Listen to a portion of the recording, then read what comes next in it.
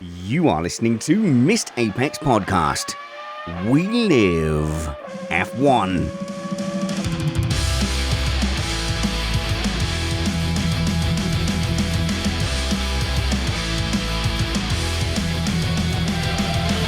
Welcome to Missed Apex Podcast. I'm your host, Richard Reddy, but my friends call me Spanners, so let's be friends. I'm back from holiday.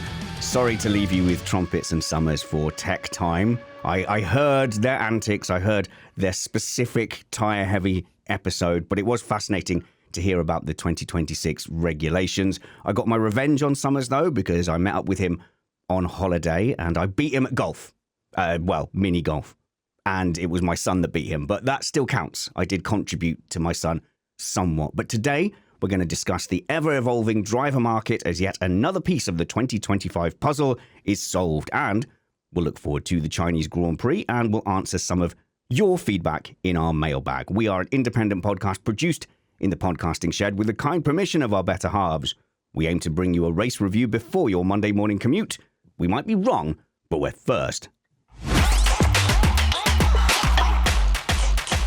I'm joined in the shed by Matt Trumpets. Hello, Matt. A is for Australia. That means, and I've riddled your cryptic intro this time, that is a reference to Australia being the opening Grand Prix again, which I am torn on. I thought I was going to be happy. I thought I was going to go, brilliant, Australia back where it's meant to be. But actually, I have some reservations.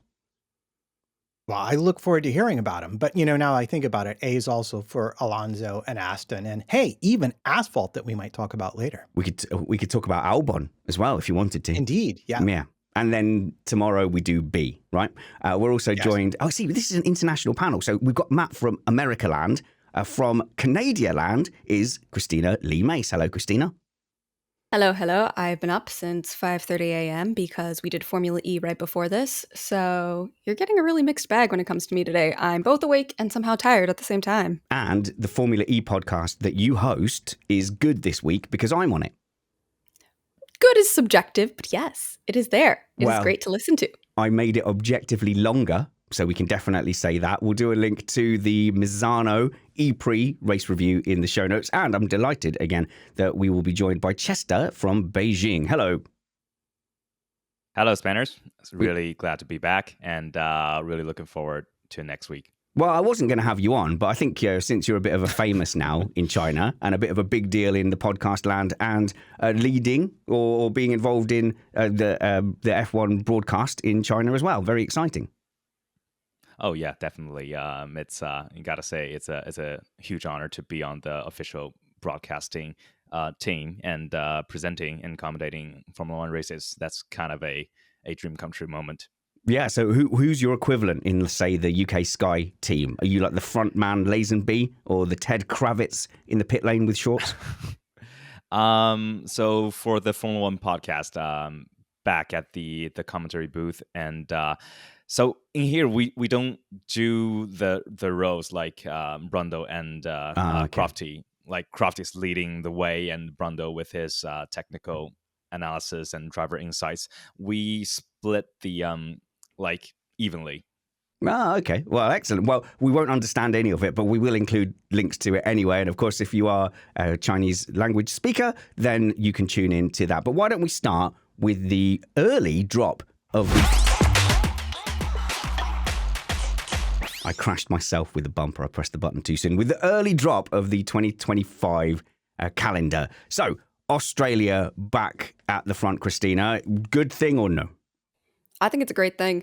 My big disappointment when we haven't had Australia in the lead is that a lot of the spectators that we get at other racetracks aren't necessarily as enthusiastic.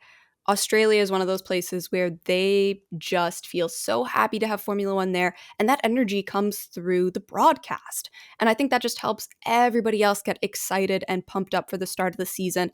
Even this past week, we had Australia a couple weeks ago, and then Japan. Both those races have a lot of great energy, and having them at the front of the calendar is fantastic. I think opening with Australia is just going to feel a bit more comfortable, natural, and yes, exciting. Yeah, there is a big sort of festival element to some of the tracks. So if you look at like the Mexican Grand Prix, that would be a pretty stunning finale. Even if that was to ever become the final race, it would make a good opener as well. And there are some nations, let's call them out, like Qatar, where it looks like some of the people didn't necessarily go there because they were, massive F1 fans. They're cheering and they've all got random, team shirts on that look like they've been distributed at the gate. Whereas you can't say that with Australia. My reservation, though, Matt, is that it is a street circuit. And as pleased as I was to have it back as the opener, I suddenly remembered why I didn't like it as the opener necessarily, because it's so unrepresentative, whatever that means, that it was almost always a bit of a false dawn for some teams, like Magnussen finishing P2. And it's not a track really that gives us a lot of great racing. Had Sainz not won that Australian Grand Prix, people would have said, that's a pretty standard, normal, fairly unentertaining Australian Grand Prix. Well, I'm going to disagree with you here because where we're coming from is testing. And where does testing take place? Bahrain. So I think one of the reasons the opening race hasn't really popped much in recent years is because the teams have tested there and then immediately gone racing. As you correctly point out, Australia is a chaos demon of a track. You don't know what's going to happen there. And starting out there, now that it's a high-speed circuit, is, I think, a guarantee for at least some shenanigans and fun, plus a super happy festival atmosphere. And I get your point about proper tracks, but the good news about this calendar is the next 3 tracks after Australia are all real circuits, not street circuits. So you'll get plenty of, I guess, what are the cars really doing in the following weeks? And I guess if we look at the full calendar, it is actually quite a different look at the moment. So you've got Australia. No one's going to be unhappy with that, really. But also then you've got China second. So China's Grand Prix, Chester, has had a bit of a difficult time of it. We've not been there for 5 years. So the confidence must be a little... 5 years. 4 years, yeah. So the confidence must be a little higher. Not only that this Grand Prix is going to be okay, but for it to be moved to March as round 2 is actually quite a big step up the calendar. Yeah, I don't know. It's going to be pretty cold, pretty chilly mid to late March in Shanghai. And there's going to be a lot of rain as well. So I think it's going to spice up the races a bit. See, that's a good thing, though. So hang on. So for this race, you're in April. Is that a little bit more out of the rainy season? Yeah, it should be, but Shanghai, it's the southeast part of China, and it's right next to the sea. So rain, it's a common occurrence, and so at least for this weekend, there's a forecast for rain for the whole week. But I don't know if it's gonna rain on the weekend. So what I saw there, guys, was on the weather forecast you shared, Chester. There's rain predicted on Saturday and Monday. Now, those predictions a week out, they do tend to kind of shift a little bit. So they always move a bit. Yeah, so the chances of there being rain is significant. But it's not just the rain. It's also that the temperature is going to drop as well, which could make things interesting. Yeah, so just like the Japanese Grand Prix we just had last 2 weeks ago, the colder temperature and also the weather, in April, it's so much colder than what we have before. So I think the temperatures, we had like people having trouble warming up their tires in qualifying, and also the longer race stints are also affected by it. Yeah, so Mike Stoner in the live chat, hello live chat, pointing out that the forecast is for Saturday rain and dry Sunday.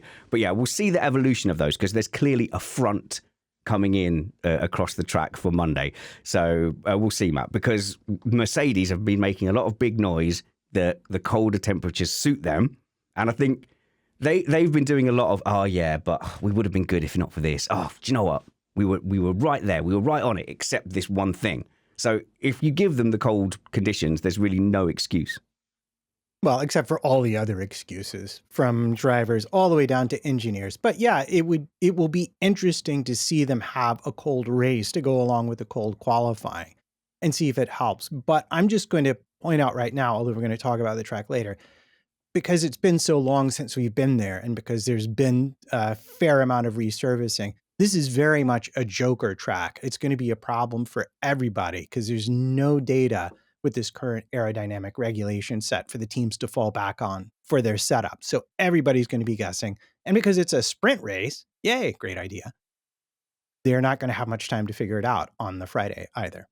Yeah, that's going to be an interesting one, isn't it, Chester? Because resurfaced track doesn't always go well in Formula One. So if you look at, was it the Turkish Grand Prix, where that was like it was a late substitute in 2020 for COVID, wasn't it?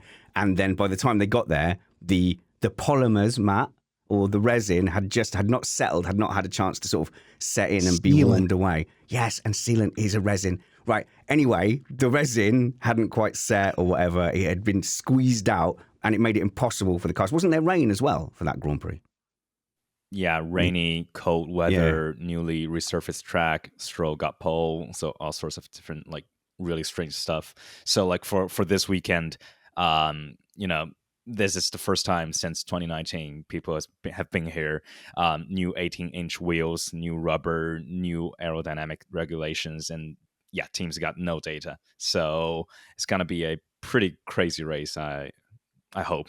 And how excited, are the Chinese F1 fans for a return? Because it must have been very frustrating. Yeah, it's definitely frustrating. Like for the past 4 years, finally there's a Chinese Formula One driver, and like first we don't have like broadcast across China to see his actions, and secondly, 4 years in a row he doesn't, like 4 years in a row for him is 2 and 3 years.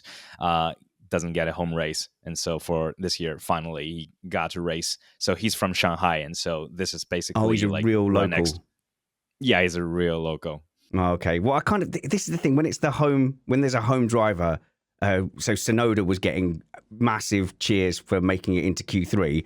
I think everybody collectively has their fingers crossed, like you do, Cristina, in Montreal, where you were desperate for Latifi and Stroll to get that home result. Oh, yes. Always cheering for the hometowners. It's a must. Here's my question for you, Cristina. Like, talking about like China being earlier in the season and it being wet, you won't remember this as a newer Formula One fan, under 30, I think still. So I swear, and I might be wrong, I swear there used to be more wet races in Formula One. And I wonder if someone scheduled it to make it so there were less wet races. But should we go out of our way to not avoid that? So double negative. But for example, Silverstone this year is in July. So there's way more of a chance of a wet Silverstone than in August. So maybe we should just like have a chaos calendar. I love chaos calendars. I think they're really, really fun. Honestly, if we could get people racing out here in Canada in the middle of winter, I would say go for it. Make Formula One have an ice race, because truly that's the mark of a good driver, is can you drive your car on top of nothing but slick ice? And especially if you're that, person that is playing with fate of when you switch over to your fully treaded winter tires, it's a challenge. It's a challenge. And I could see Formula One drivers rising to that. But yes, I understand to a large extent why we pick places on the calendar because of weather. There are certain extremes that you should obviously avoid. But I think we may have gotten a little bit too conservative with it. But again, we also have climate change that's throwing a wrench in there. So as much as we might try to predict when weather is going to be good for racing, I do think that we're going to be seeing a lot more chaos anyway, regardless of what they try or not. Well, what I like about this actually is it's part of, and it's two things. One, it shows that the FIA and FOM can play nicely because this is part of their larger work to make the calendar more logistically sensible. So we start off in Australia, then we go to China and Japan, and then we're back to the Middle East where all their testing stuff already is for Bahrain and Saudi Arabia. So when you're south of the equator, I think we're getting what's basically fall weather there for all of those races, which should be a bit more amenable in terms of temperatures. And remember, we did have that issue in Qatar with the drivers and the temperatures. So to me, it does make sense to take weather into account that way.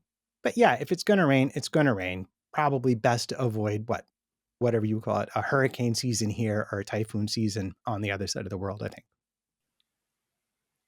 Yeah. So another thing about rainy races is the wet tires. They're not really that kind of useful, and also the spray for this current regulation set, it's pretty bad. I remember they tested the spray blocker thingy like last year, but obviously it doesn't like do much. So I guess it's they still have to improve the visibility in wet races to give us more like really good wet races. Yeah, and this is it. In the olden days, they would just let them loose. So I think 2013 did sort of change that a little bit with Jules Bianchi dying in the Japanese Grand Prix under double waved yellow, so not even at full race speed. And I do feel that since then there has been a general twitchiness. I think, Matt, I mean, we were covering that race. If I got the year right, it was 2014 actually, wasn't it? 2014. But I think we could kind of see the attitude towards wet races, wet starts. It flipped like a switch, and sort of understandably so. But now they barely ever will start a race on wets. Like, there's so little use for the wet tire because they just don't want to race like that. Yeah, I think especially with this current regulation set with the ground effect cars, you've run into a real issue with the spray, making it almost impossible for the drivers to see when the conditions warrant the use of those full wets, what they call the extreme tire, I think. And so you get either they're going to go out and just do laps behind the safety car to clear water off the track and then switch everyone over onto enters, or they're just going to red flag it till conditions improve. But there's still a fair amount of rain you can have and go racing. It's just not, it's a much smaller window than I think those of us who've watched the sport a long time are used to having. But the flip side of that is driver safety. And, that's what brings it all home. Yeah, well, you'd think there would be advances in the wet tire to make it more drivable or something.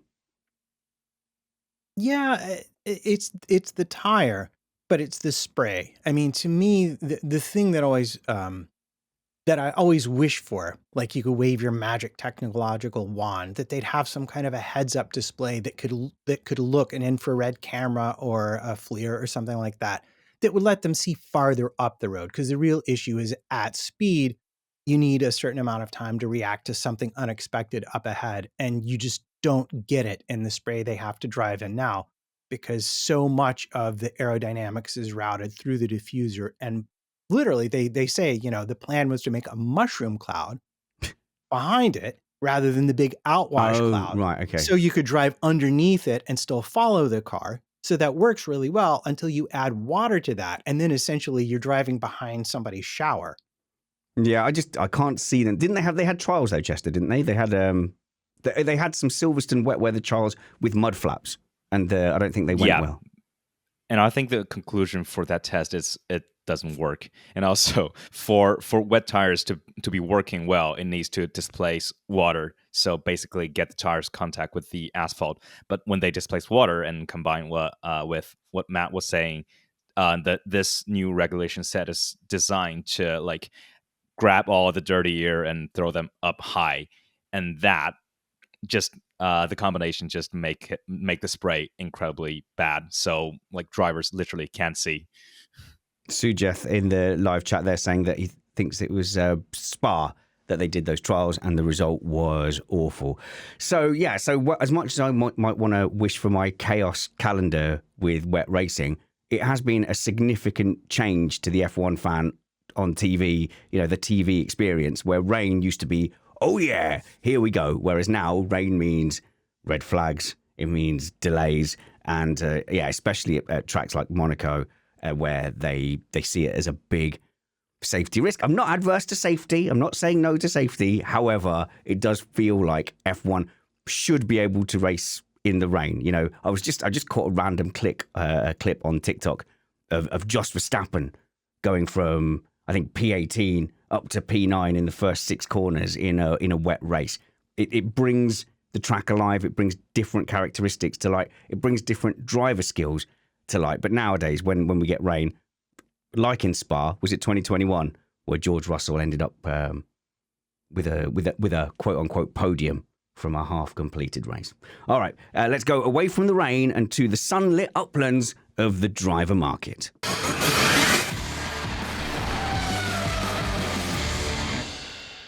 Cristina, we have another piece of the driver market puzzle for 2025 solved. Rookie Alonso has decided that he's going to stay with Aston Martin, and that is unsurprising, I think. In my humble opinion, it's not surprising at all. Really? You could tell that, well, yeah, I mean, you had the comment from him, a little bit tongue-in-cheek, just bluntly saying, I don't really see the appeal of Mercedes right now, because they said no.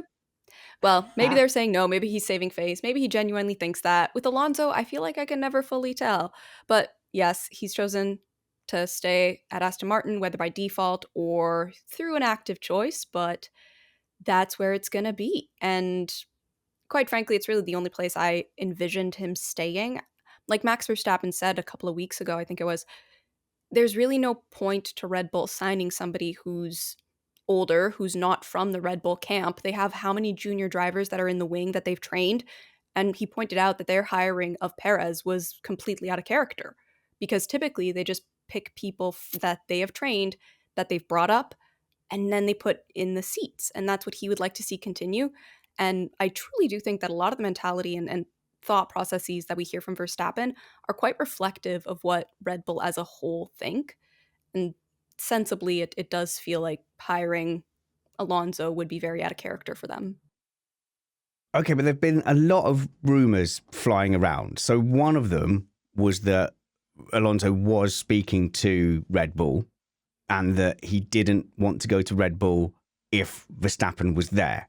So I don't know how much credibility there is to that, but I would respect that massively.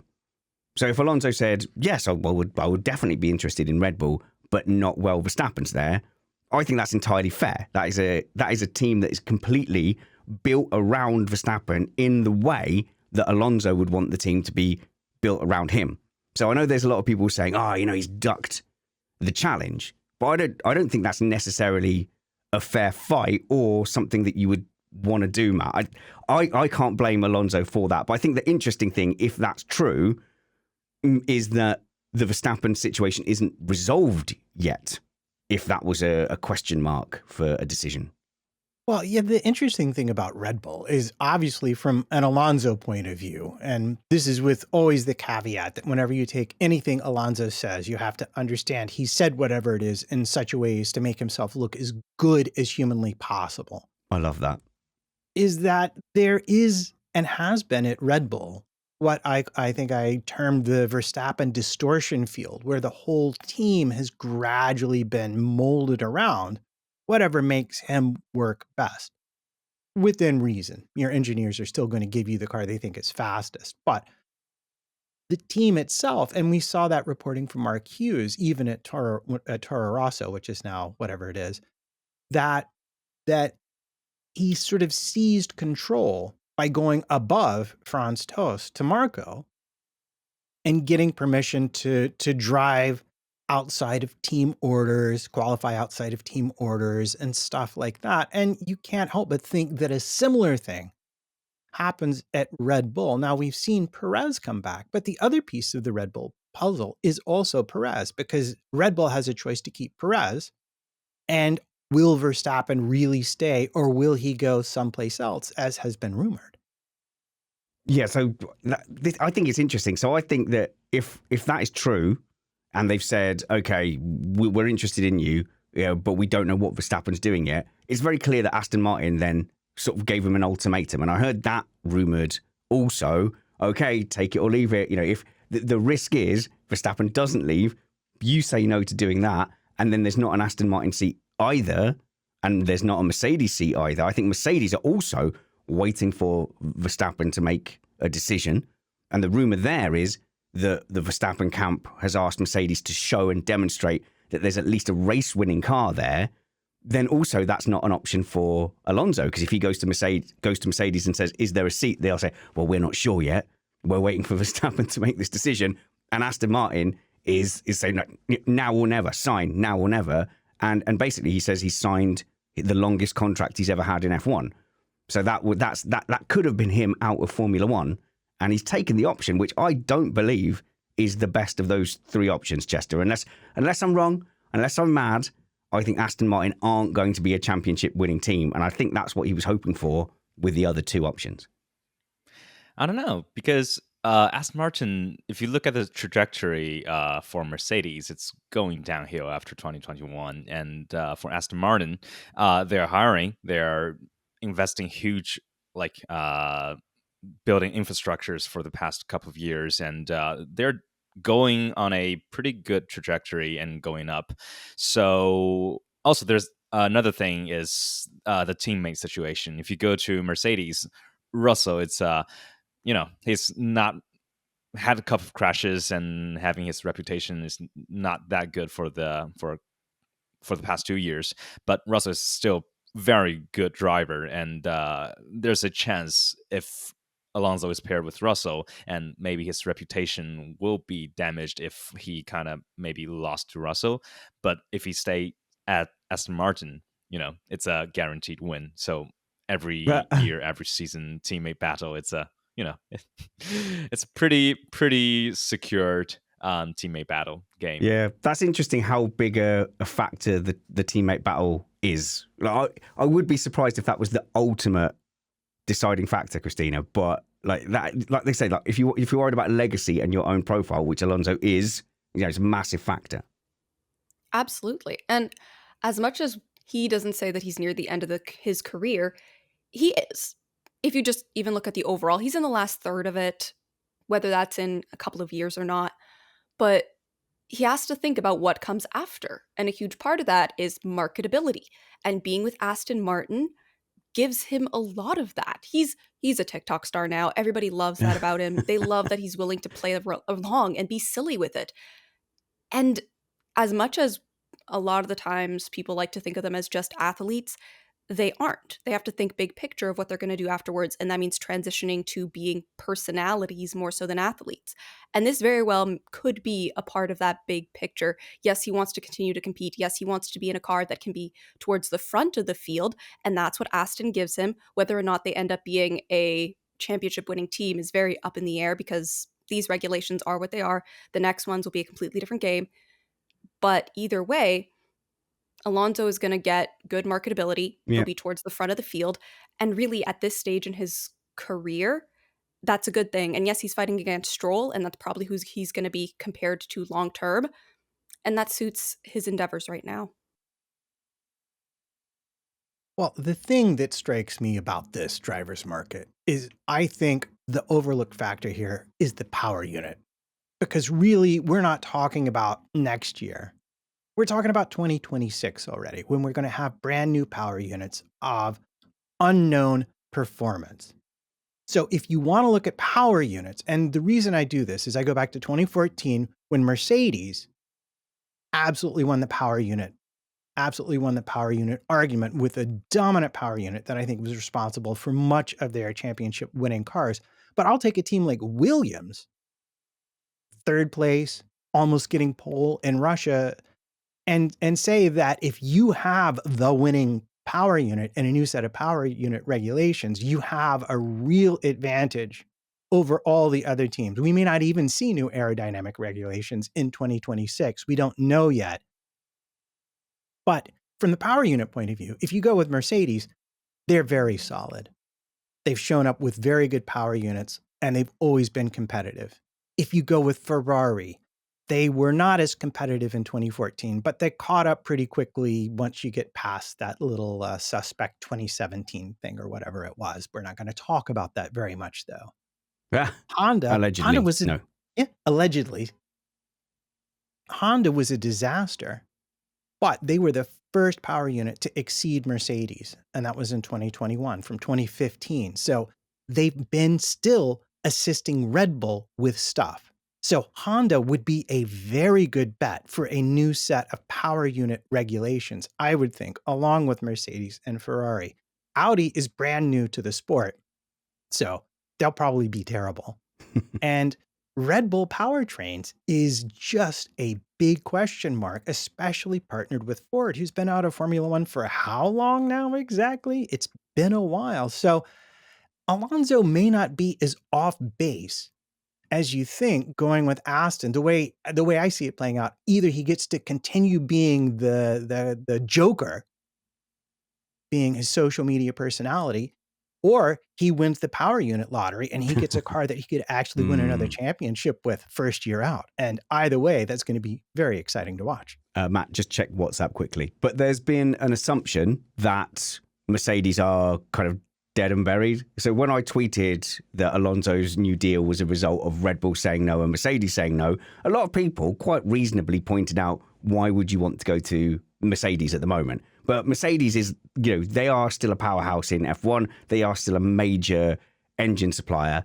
So when Verstappen says show potential of a race-winning car, they might not mean in this specific ground effect era. They might be asking, is this a 2014 hybrid engine kind of scenario where they're going to pop up and be dominant? So the Verstappens will be looking at that very carefully. And if I look in our YouTube super chat, so live chat is enabled for our YouTube members, and we're grateful to them. That's a way to support Missed Apex podcast.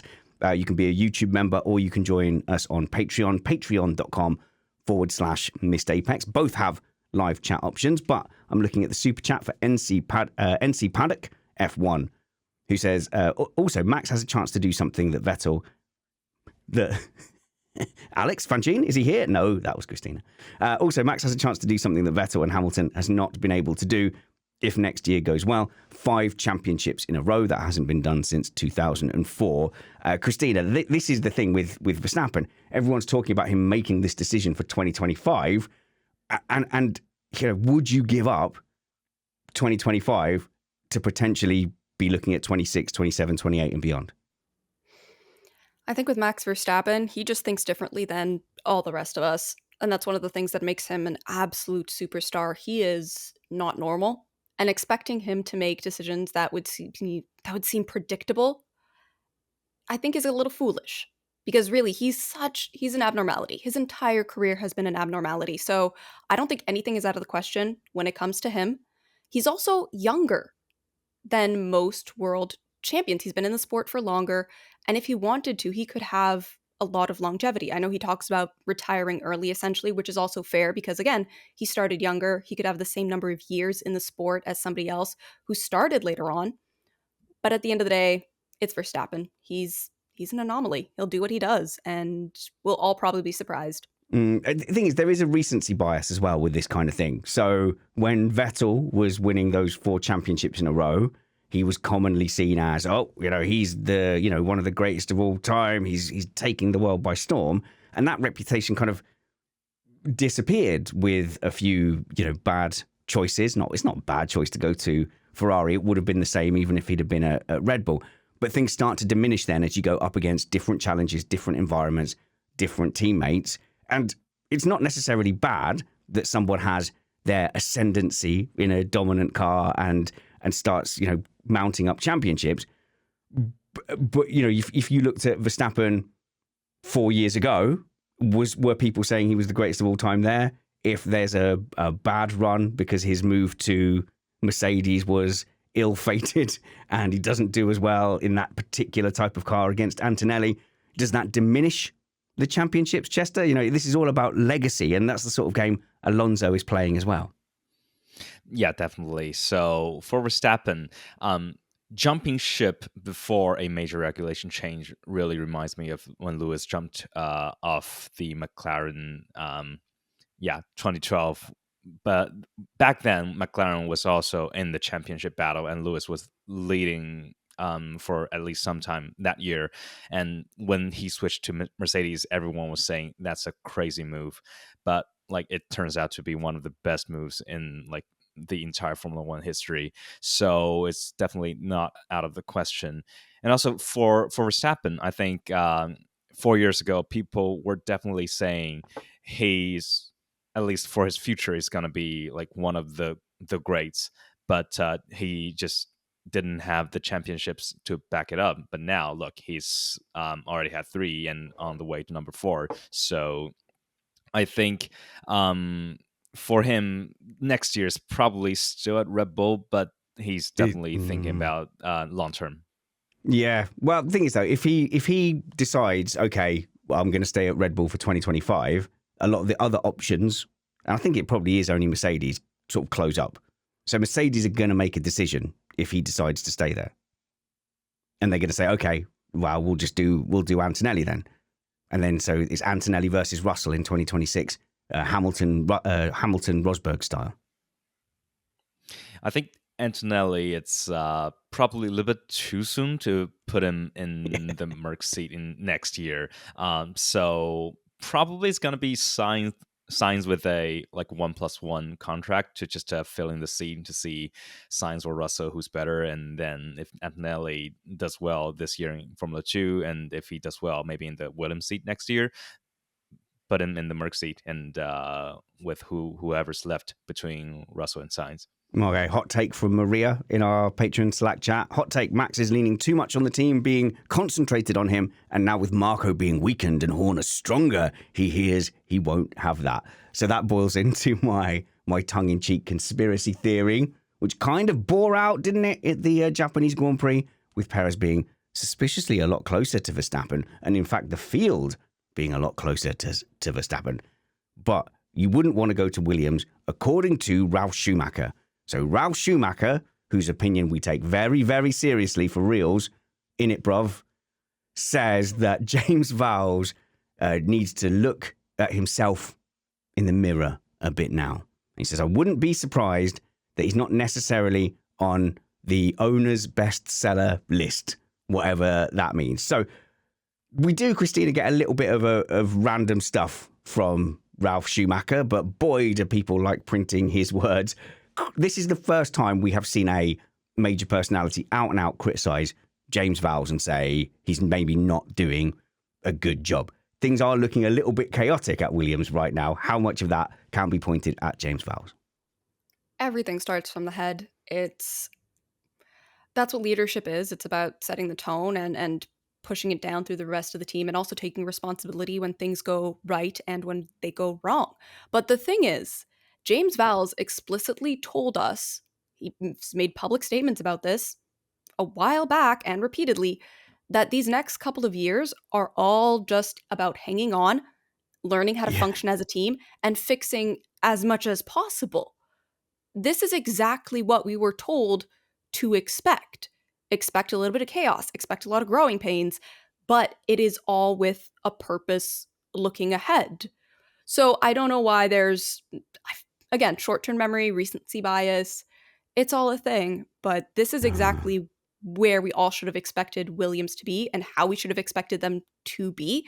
It's just that we saw those couple of peaks of really good performance once in a while, and I think it made people believe that it could be a much quicker turnaround than we were explicitly told. Nope, it will not be. Okay, so you bought into his management tactic to go expect nothing until 2026. I thought that was a very clever bit of kind of job preservation. But when the results start to mount up, like they have been, drivers binning it, no spare car, unable to develop because you've got restrictions, and part of the budget and the development, that's all team principal stuff as well. Is there not a point where you look at him and go, okay, we get what you're saying, that we have to be patient, but how patient, like how forgiving should we be of what looks like a bit of a disaster? Like you said, though, a lot of it does come down to the regulations. There's legitimately only so much that Vowles can actively do, and that would be true of absolutely any team principal, because they have the cost cap, and it's been made to be a giant circus hoops to jump through to try and get just basic upgrades so that way they're not operating like they're in the Middle Ages. So as much as you might say, let's criticize the team principal, and hey, that is a fair thing to do. That is their job, to be there, to be the public face of the team, and to take the hits when hits need to be taken. There's still only so much he or any team principal in that position with that team could do. And I know a lot of people, whenever we talk about Williams, they go into the comments and they say, I remember when this team was fabulous, when they were winning everything. Yes, they were winning, but they were also every other year pretty much on the edge of bankruptcy. They were consistently needing to reevaluate their budget. This is nothing new for Williams. This is kind of just a part of their core identity that maybe one day will change. Wait a minute. What are you saying when they were, my Williams, when they were your father's Williams, when they were Uncle Spanner's Williams, they were on the verge of bankruptcy? A lot of the times, yes, their finances were a little bit of a mess. And that was consistently, maybe not year to year, that might be a bit of an exaggeration, but it's been a consistent cycle through the Williams history that they have struggled just with keeping the lights on a lot. Well, Matt, that is certainly true in the Claire Williams deputy team principal era, Yeah. Failing to get to testing, in the time that Pat Fry was there, for example. So they have Paddy Lowe, right? Yeah, Paddy Lowe, sorry. What did I say? Pat Fry. Paddy Lowe. They are a team that is essentially, in the post-Frank Williams era, have really struggled financially. But that is also part of the game. You can't just go, oh, well, that's not their fault. It's kind of their fault a little. Yeah, well, and this is something we actually discussed a bit with Summers and the Tech Time, this is Vowell's first car. He went racing last year with Capito's last car. And one of the things, the question I raised, and I think this is really the nut of it, the valid question is, has he bitten off a bit too much to chew, so to speak, both with trying to bring the Williams factory up to what he's used to as Mercedes spec, and at the same time, completely trying to reinvent the car to make it nicer for the drivers. And he's gotten about 70% of the way, let's say, there on both of them. But the end result is very dissatisfying because he doesn't have enough parts for the car. He's not fixed the car enough yet for the drivers. I mean, we heard Albon actually complaining about the car, and that's a pretty rare thing for him. And at least last season, at the right track, they could be competitive for points.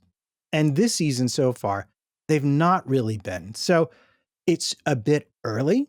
I mean, if you go tell Horner he's going to win the rest of the season or Marco, they'll look at you and grin and say, well, it's only 4 races in, my friend. Let's give it a little more time. So I think it's fair to give Vowles a little more time here to see how things shake out. But it's not off to the kind of start that I think he hoped it would be. All right, who's got a comment for this? Tim in our live chat. And this is actually, this was part of Ralph Schumacher's criticism as well. Tim says, not getting rid of Sargent was Vowles' decision. And that's not great leadership. And that has had significant consequences. I know Albon crashed in Melbourne as well, but that was more of a blip, whereas Sargent's mistakes, in the Japanese Grand Prix and losing it in practice are a little bit more of a feature of his racing. So, how much of that, Cristina, goes, directly down to Val? So you can't complain about losing parts when he's the one who made that decision. My big question, and I think that a couple other people around the world might have posed this as well, are there other partners, investors maybe, that would be pushing to keep Logan around?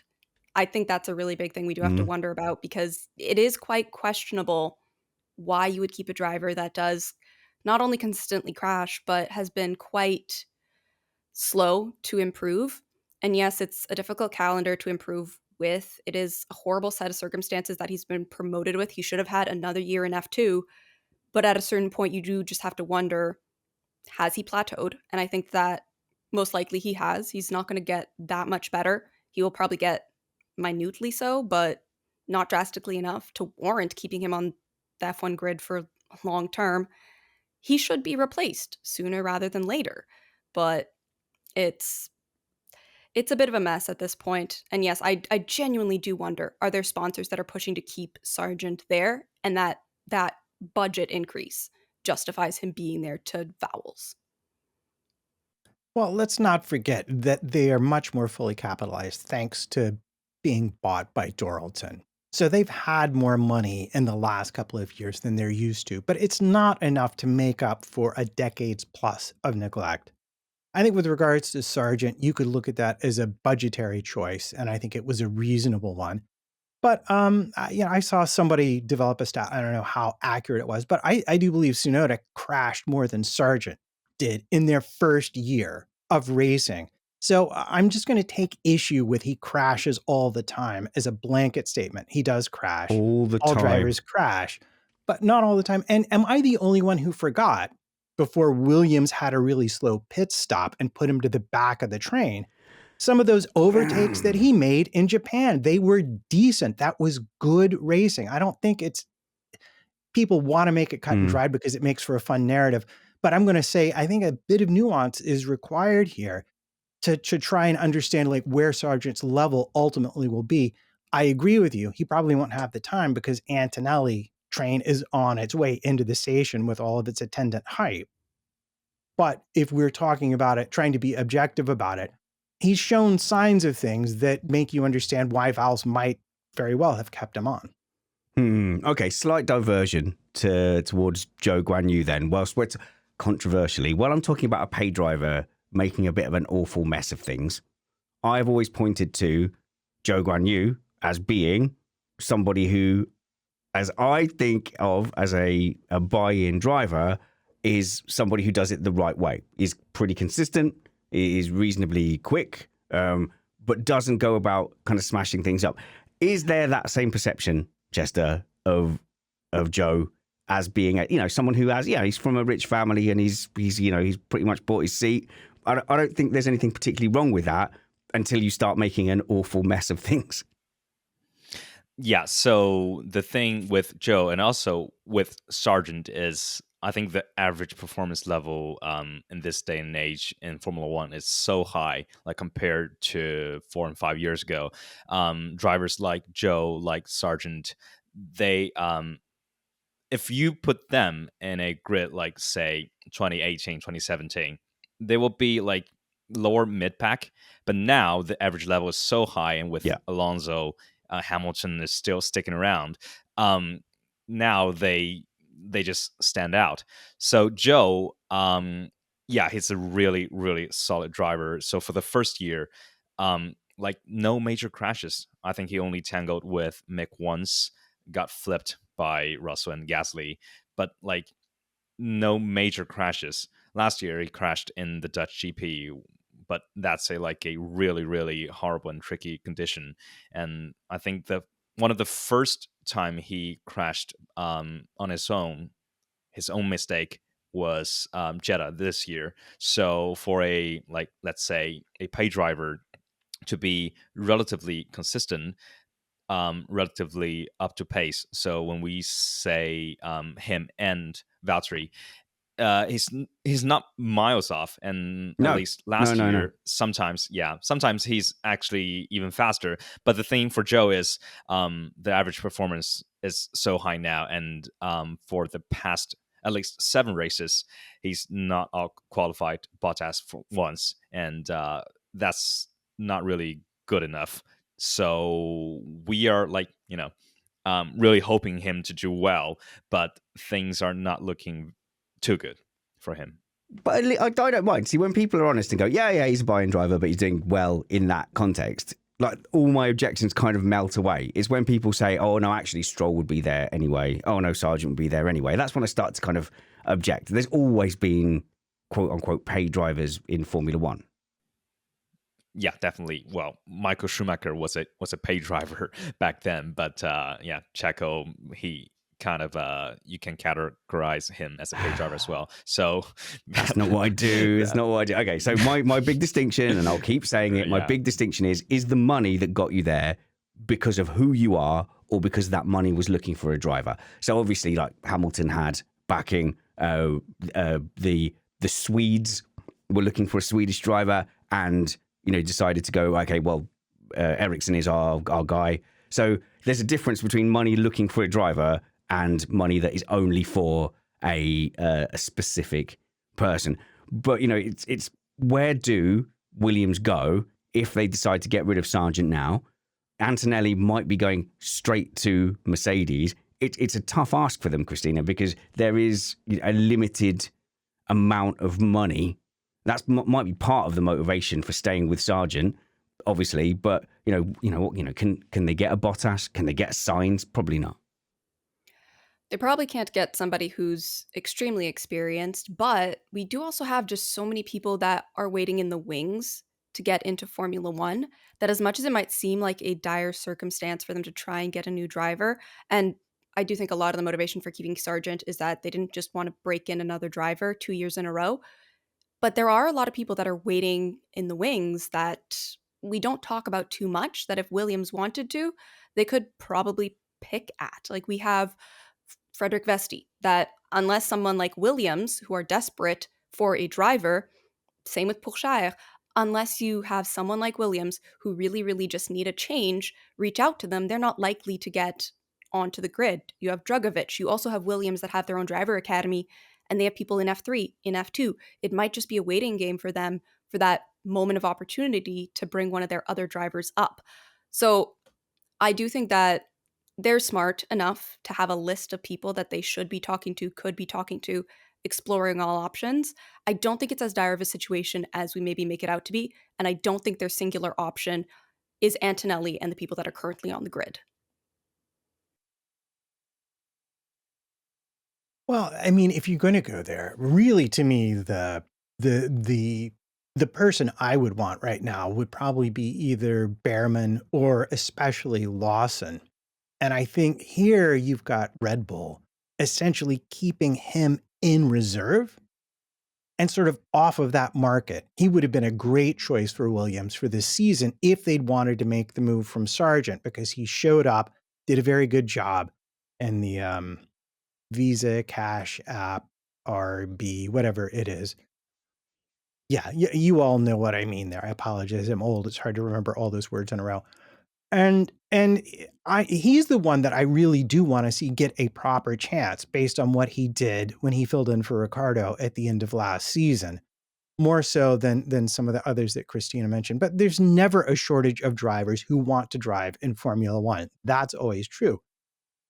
But you're constrained by other factors. And as you mentioned, chief among them is how familiar are you with the car, and how much are we going to lose bringing you up to speed? You take a feisty rookie like Antonelli, and yeah, he is going to put it into some people and into a wall a time or two while he's figuring out how to make everything work at this new level. And you expect that. But then you also have to be in a position to manage that and pay for it and be prepared for it. And clearly this season, based on what we've seen so far, Williams was not. And the fact that both Albon and Sargent have had big crashes has really put them behind the 8 ball, possibly for the rest of the season.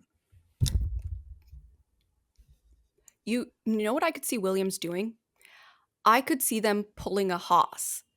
We had Haas have those couple of years where they had the 2 young drivers that were consistently not performing, a lot of crashes, and then they did a full 180, and they went back and just hired people who were consistent and experienced and did not have racing incidents. And with the way Williams has to rebuild their team, they really can't have a large portion of their cost cap budget going towards rebuilding the car.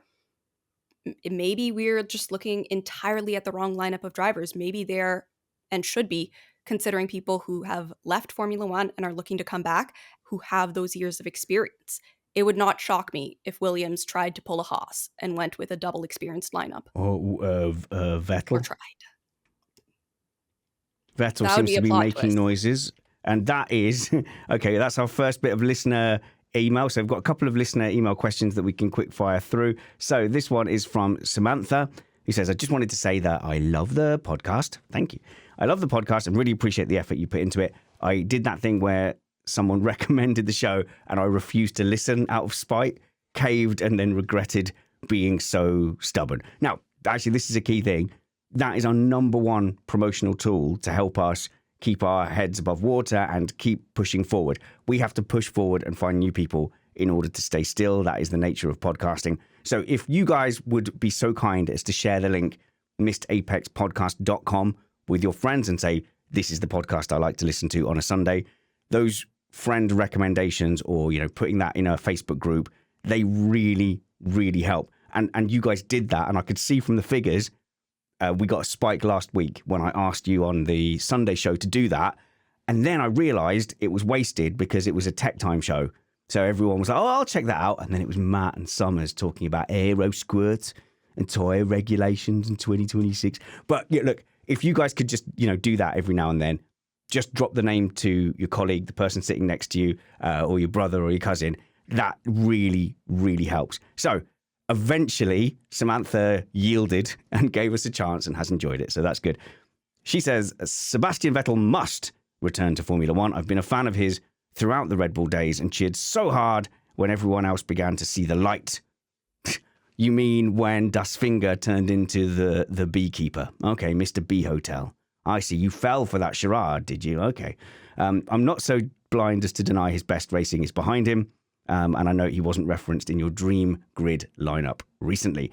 Where would he fit in? Could it be team principal, replacing Horner, even as a pundit? Okay, panel. Is there room for Sebastian Vettel back in Formula One? Cristina. Well, there's definitely room for him. He's a 4-time champion. Like, he would find a space. Whether that's as a driver, I think is a lot more debatable, just because the driver market this year is chaotic, unlike any other we've seen in a long time. But if he wanted to do something off track, that's probably a lot easier and a lot more likely. But overall, I don't think we're going to see him back in Formula One. One of the reasons he retired is he wanted to spend time with his family. I think more likely, if he goes back to driving, it's going to be something part-time, or a series that its full calendar is 8 weekends out of the year.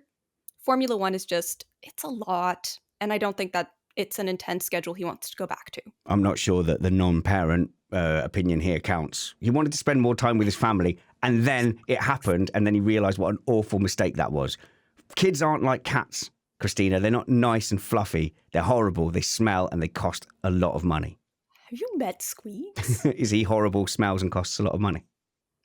All the above. Okay, if so, then that's fairly similar. The thing is, though, he wasn't saying no when he kept being asked about the Mercedes seat. He could have just said, oh, no, I'm retired. I ain't coming back.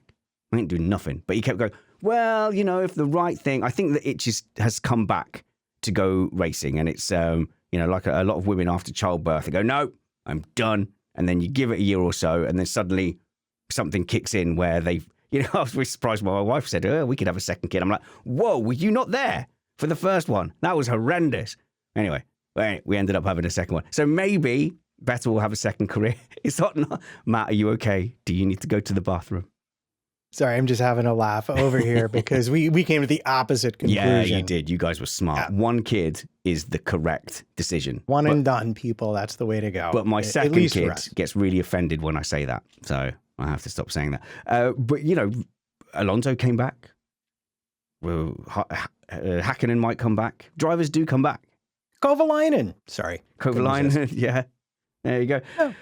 I don't think it would be the craziest thing. He's still relatively young compared to the field. I think I could see if he really wanted to come back and wanted to take that Mercedes roll of the dice, you pick the teams and you go, who's going to be a 2026 contender? And say, okay, like Ricciardo tried to do with Renault. I don't think it's the most insane thing in the world. Well, does he even want to come back and be a champion, though? Or does he just want to come back and do some racing at a team that'll be nice to him? Maybe he's that's Mercedes, right? Yeah. No one cares about my B hotels when I'm not in F1. If I join Mercedes again, and this is actually the thing that Joe Saywood says about Lewis Hamilton and why he's hanging around. Like, Lewis Hamilton likes having a voice and having a platform, and you can't have that without Formula One. And that might be one of the motivations between longevity and wanting those longer contracts. There's a quick one here that I can address from Riley, who says, you've often recommended watching the races with live timing. I watch it on YouTube TV. Is that legal? In the US and through Sky Sports. I know that all live events there can have a time lag. Will having the live timing there ruin it if I'm 10 seconds off or 90 seconds off on Sky Go or Sky Now? Will that ruin my viewing experience? Right, no. So this is just a bit of a PSA. On the live timing app on the website, you can just pause the live timing. So you pick a car in the midfield or near the back, say, okay, I'll pick Hamilton in P12, which is where he seems to like to qualify. And then when the live timing comes up that Hamilton breaks the sector time over the finish line, watch for when he crosses the finish line on your stream and unpause it, and you're absolutely golden. Any other questions there that caught your eye, Matt? You mean the tire question? Go on then. Now Spanners is gone for the weekend. I'm back. I hate to tell you. I'm back. You are.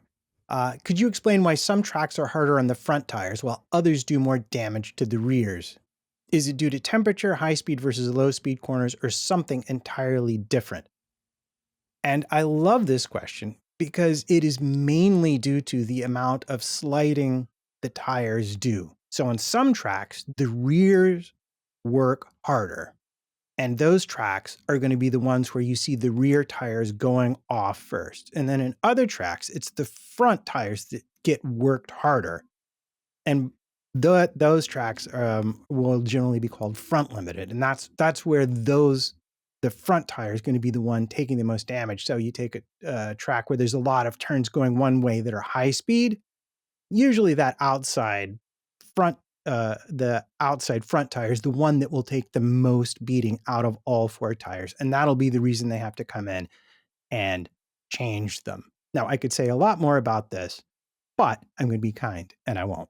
No, that's fine. Look, that sort of thing needs to come up. Front limited. We get questions about the toe and why is a slipstream bad, a good, but being in the wake in the corner is bad. Things like what's better, overcut, undercut, all those things I don't mind revisiting, because although I would think, oh yeah, no, I know all of that, whenever we talk about it, I go, oh, I've picked up something new that I didn't realize. Well, I think that's all gone, Matt.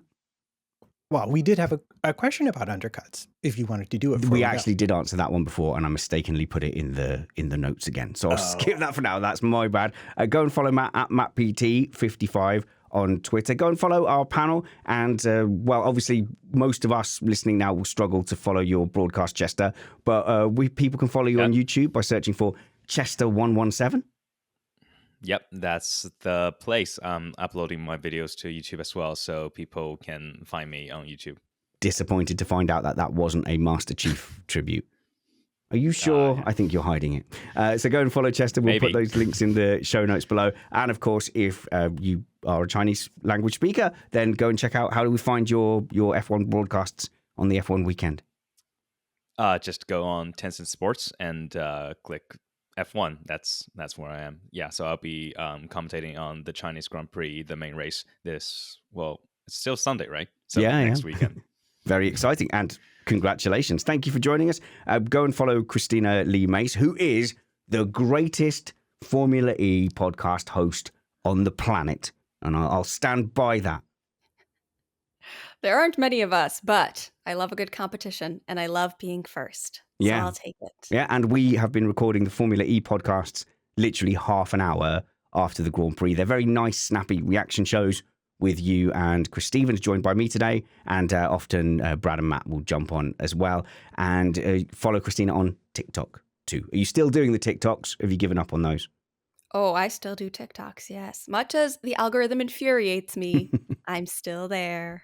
Drop those links in the show notes below. And if you want to come and hang out with not Chester, he can't make it to Miami, but if you want to hang out with me, Matt, Cristina, and maybe Brad in Miami on the Saturday after the sprint race and the qualifying session, then you can go to missedapexpodcast.com/Miami. We're putting a live event on there at 7 p.m. down towards Miami Beach. If you want to support us, consider supporting us at patreon.com/missedapex.